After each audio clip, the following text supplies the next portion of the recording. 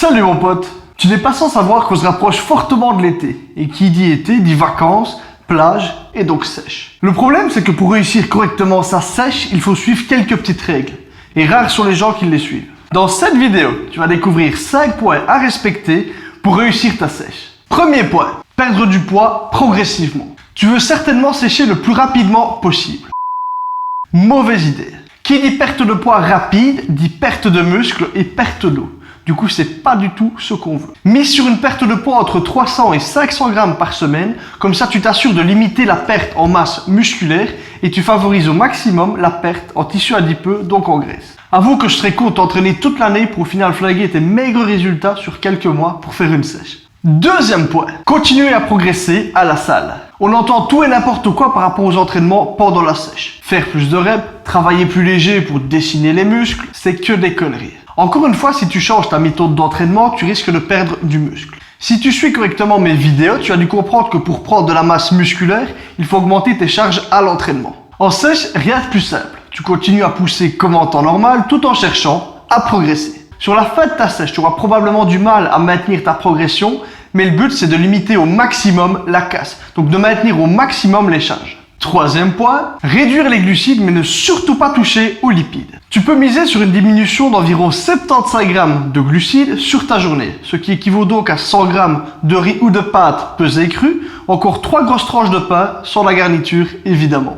En diminuant uniquement ça, si le reste de ta diète ne change pas, tu devrais déjà perdre du poids. Cependant, tu verras qu'au bout de quelques temps, la perte de poids va commencer à stagner.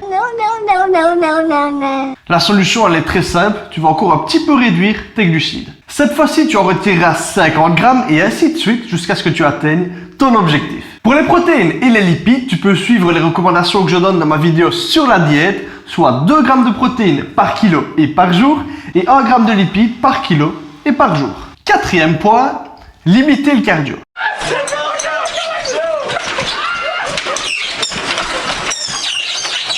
Beaucoup recommandent de faire du cardio en sèche. Ça brûle des calories, disent-ils. Certes, ça brûle des calories, dont une bonne proportion de muscles. Étant donné que le simple fait de faire une sèche n'est pas très agréable pour les muscles, ce serait bête d'en rajouter une couche avec le cardio.